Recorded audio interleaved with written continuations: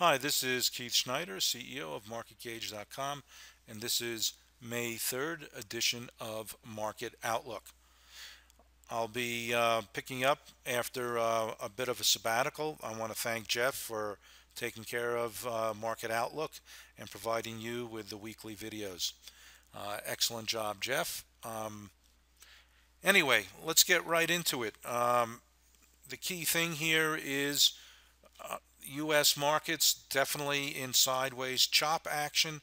We're going to review some of the characteristics of it as well in terms of market internals and how the market is acting around new highs that it seems to put in and then go sideways. Let's really focus on the SPYs here. And as you can see, what's interesting is if you look at really the action since November, we've barely made any headway. And in fact, on Friday, towards the market lows, since the highs in November, it was actually trading at or slightly below it. So essentially, you're talking about 6 months of sideways action in the markets. Now, we will be doing a special seminar on our ETF model that focuses on countries. So please be aware of that. And we're going to get into that a little bit in today's video about how the money is not here. It seems to be flowing overseas, and the liquidity cycle is definitely favoring Asian and even some European markets. And if you hang with this till the end, I'm going to point out an interesting European country that looks poised for a substantial move. But at any rate, as you can see, we took out the 50-day moving average. We've been moving up and down beneath and above that 50-day moving average. And the characteristic is we make a new high and then it rolls over and fails, and this continues its sideways action. Now, one thing that has been happening as well is you can see that there's this slight upward slope to the trend, but very, very marginal. What's more critical is that, as you can see, on this day here, market basically failed, tried to take out the highs, couldn't do it. When it did take out the highs back in February, immediately sold off. Similar type of action all the way going back into September, made new highs. October was a disaster, down almost 10% before it recovered. And again, periodically, new highs, a sell-off. Similar action again recently. Now, the other thing to note is, as you can see, we have these three red spikes above the moving average line of volume. So volume has been coming in consistently on the downside as the market's going sideways. And these are volume days where they're exceeding the prior and it's greater than the average volume. That is called a true distribution day. So we've had three of those and very few accumulation days. So you can take a look at the volume here with this sideways action and really look at it as more of distribution as one of the factors. Now, let's go into IWM because that has been a really key index for us, because we really had sideways action as the S&P and the Qs or NASDAQ had really pretty decent performance in 2014. IWM went sideways. So when it started to take out the highs of that prior consolidation, which was over a year, we've been pretty excited about it. Now, recently, it's actually turned into one of the weaker indices. Now, this moves pretty rapidly, so we definitely want to keep an eye on it. But one of my concerns here is on the sell-off. It's had the worst performance on a relative basis, and in fact, we have closed under the 50-day moving average. You're in a confirmed warning phase now for 3 days. That's the first time that we've been in a warning phase confirmed since February. So pretty interesting action in the IWM. Again, looks like we tried to make a new high in the last couple days. Couldn't make it. Got a really nasty sell-off, much more severe than the S&P and the Qs. And actually, technology-led index Qs did sell off, but the difference is it actually did make a new high on the 27th.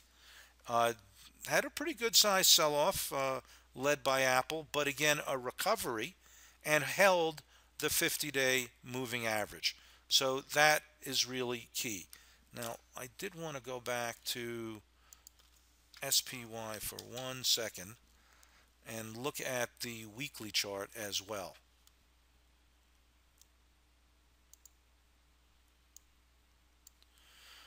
All right, again, the weekly chart really does highlight that, yes, we're trading up at the top of the range, but let's put in a trend line just so you can see how all these things are converging. And so as we made a new high, we tested the trend line and held and closed much better on Friday. But again, that low of last week is an important low in the S&P, because if we take that out, we'll be taking out not only a daily support level at the 50-day moving average, but also the weekly. And let's take a look. So what I'm saying here is, as you can see, the 50-day moving average comes in around 209. That weekly trend line coincides with the lows put in on Thursday. So we definitely want to watch that as a critical piece of information. Okay, let's take a look at some of the other market internals. The short-term volatility versus longer-term, the 3-month, basically had been running a bit rich. We had been a little bit more cautious about loading up on longs for the last week or so, as we have been trading above that 1.2 level. It's sometimes hard to know exactly when the sell-off is going to come, but again, we're trading right around that 1.2 level. Could we get a little bit more follow-through? Yes, but on a sentiment basis, we are definitely running a bit rich. So again, further weakness leaves this market a little bit more vulnerable. Let's take a look at some of the other market internals. Over here, we're looking at the McClellan oscillator. As you can see, our last signal, this is intermediate term, was a buy back in early to mid-March. And we've made some small sideways progress. Not all that exciting. So market internals, relatively neutral, possibly a bit oversold on up-down volume, but overall relatively neutral readings for the market internals.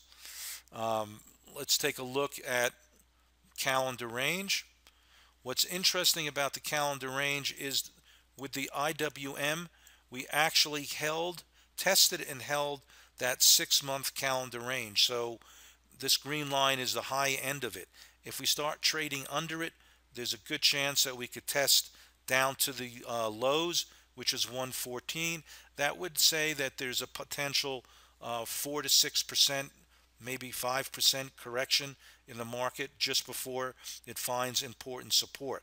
So in line with the IWM looking potentially the heaviest, it did fall on 6-month that 6-month calendar range, which has been intact since the beginning of February.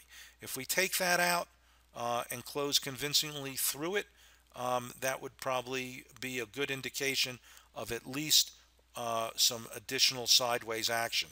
In the interim, any firming action against that 120 level could mean that the trend is in the IWM still intact.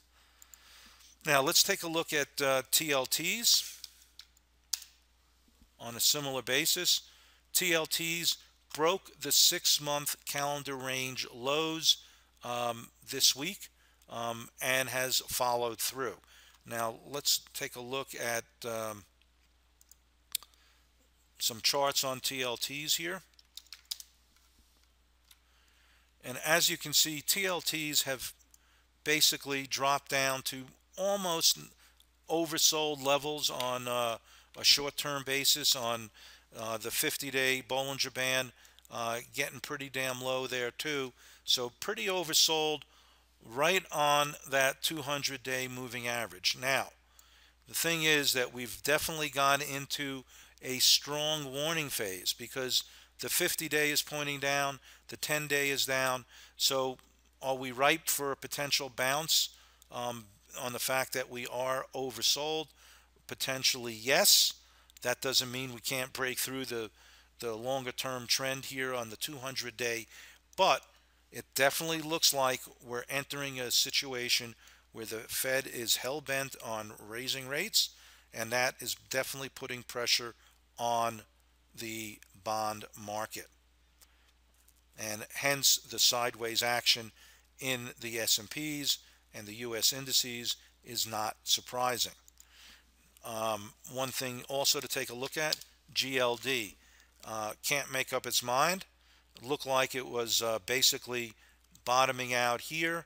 We had moved above that 50-day moving average, but the declining slope of both of these things has now put it under pressure. So not surprising, gold looking more like sideways action here in the face of higher rates. Now, to add further confusion, commodities, DBC, clearly has been acting extremely well. Now, there's a energy component in DBC, but commodities inflation is interesting fear that the Fed has. On the other hand, overseas, China, Europe, rest of Asia, especially Japan, really pushing lower rates, and that is where the money is.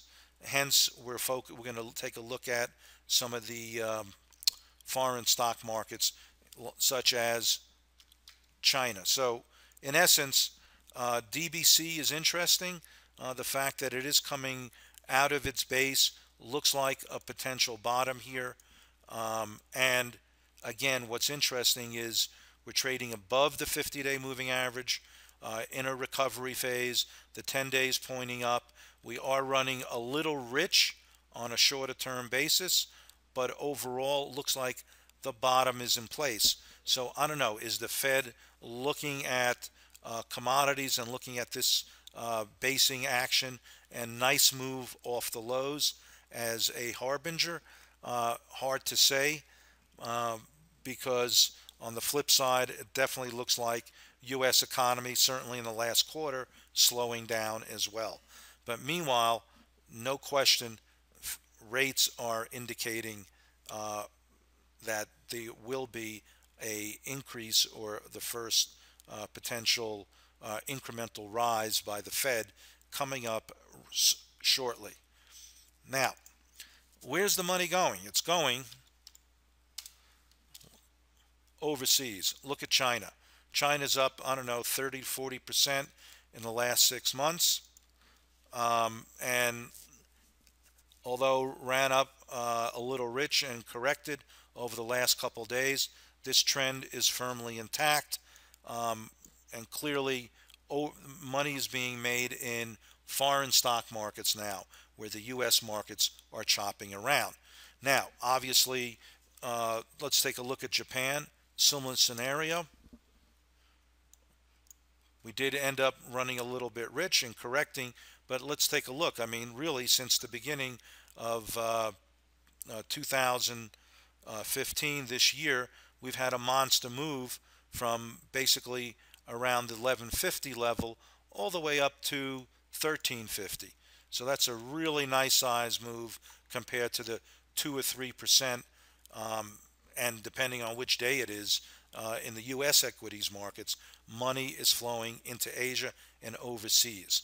Now, I mentioned that I have an interesting ETF, a country ETF, that looks like it's basing out, and that is EWI. This is Italy. Now, this is certainly performed, reasonably okay. Not an outperformer, but what's interesting, take a look at this pattern here. This is a classic head and shoulders type pattern. We did just enter a bullish phase on the daily chart, a little bit weak with the 50 crossing the declining 200 and the 10-day pointing up as well. So we're running a little bit rich here, but overall this pattern looks pretty interesting. If you're looking for alternative places to place some money, EWI and some of the European markets may be playing catch up to Asia. And of course, they're still fighting deflationary pressures there, so their interest rate environment is much more friendly, and that's what we like to see for these foreign markets. So as the U.S. sort of leads the curve on the interest rate movements, and right now the Fed seems to be hell-bent on raising sometime soon. Not the case overseas. So focusing there is probably a good use of capital. Well, I hope that was helpful. Let's stay in tune with what U.S. bonds do here and those foreign markets. And again, Asia and some European markets such as Italy look like has room to improve relative to the other markets. Thanks. Bye for now. Don't forget to sign up for Market Outlook on a weekly basis. Get it for free. And also stay tuned for watching a new free webinar that we're going to be doing on country investing as well. Thanks, and bye for now.